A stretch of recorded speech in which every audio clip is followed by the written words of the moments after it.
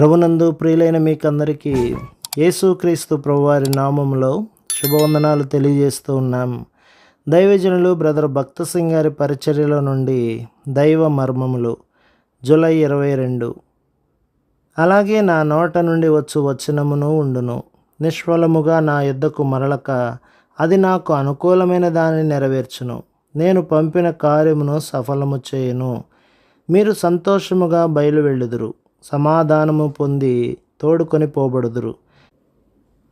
మీ ఎదుట పర్వతములను మెట్టలను సంగీతనాదము చేయును. పొలములోని చెట్లనియు చప్పట్లు కొట్టును. ముండ్ల చెట్లకు బదులుగా దేవదారు వృక్షములు మొలుచును. దురదగొండి చెట్లకు బదులుగా గొంజి వృక్షములు ఎదుగును.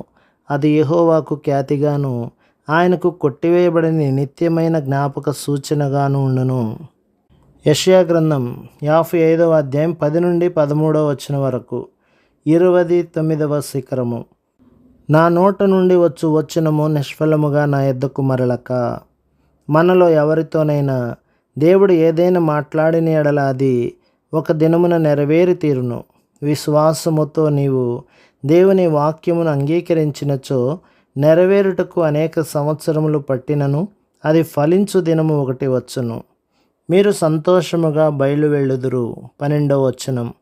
విశ్వాసము ద్వారా దేవుని వాక్యమును అంగీకరించినప్పుడు మనము సంతోషించుట మాత్రమే గాక మన సంతోషమును ఇతరులతో పంచుకొనగలుగుదుము. మనం అంగీకరించిన వాక్యమును బట్టి సంతోషముతో బయలు వెళ్ళుదుము. కృంగిపోయిన నిరాశ చెందిన వారి యొద్దకు అదే వాక్యమును తీసుకొని పోయి వారితో, నేను నిరాశ చెందినప్పుడు ఈ వాక్యమందలి కొద్ది మాటలు నన్ను ధైర్యపరచునని చెప్పుదుము. ఆ రీతిగా మనం ఎక్కడికి వెళ్ళినను దేవుడు అనుగ్రహించిన ఈ సంతోషమును ఇతరులకు వ్యాపింపచేయుదుము. అప్పుడు ఇంకా ఎక్కువ ఆత్మలు ప్రభు యొద్దకు తేబడును. ముండ్ల చెట్లకు బదులుగా దేవదారు వృక్షములు మొలుచును.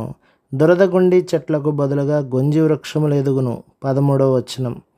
ఆత్మీయముగా మనము కూడా తలంపుల యందు, మాటల యందు, క్రియల యందు ముండ్ల పొదలతోనూ గచ్చ పొదలతోనూ నిండి ఉంటిమి. మనకు మనమే నష్టమును కీడును కలిగించుకొనుచు ఉంటిమి. అపవిత్రతతోనూ పగతోనూ ద్వేషముతోనూ అసూయతోనూ గర్వముతోనూ అసహ్యతతోనూ మన జీవితములు నిండి ఉండెను. అయితే ఇచ్చట దేవుడు ఇవన్నీ తీసివేయబడి వాటికి బదులుగా గొంజి చెట్లు, దేవదారు చెట్లు నాటబడుననే వాగ్దానము చేయుచున్నాడు. ఒక దినమున మనము కూడా ఆయనను పోలి ఉండునట్లు ప్రభువైన యేసుక్రీస్తు యొక్క స్వభావముతోనూ మంచి గుణముతోనూ మనము నింపబడి మన జీవితములు ఫలభరితముగా నుండును.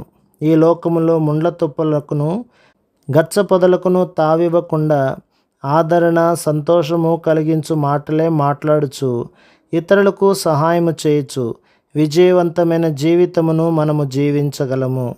ప్రభు మిమ్మును, మీ కుటుంబమును, మీ సంఘమును దీవించి ఆశీర్వదించునుగాక. ఆమేన్.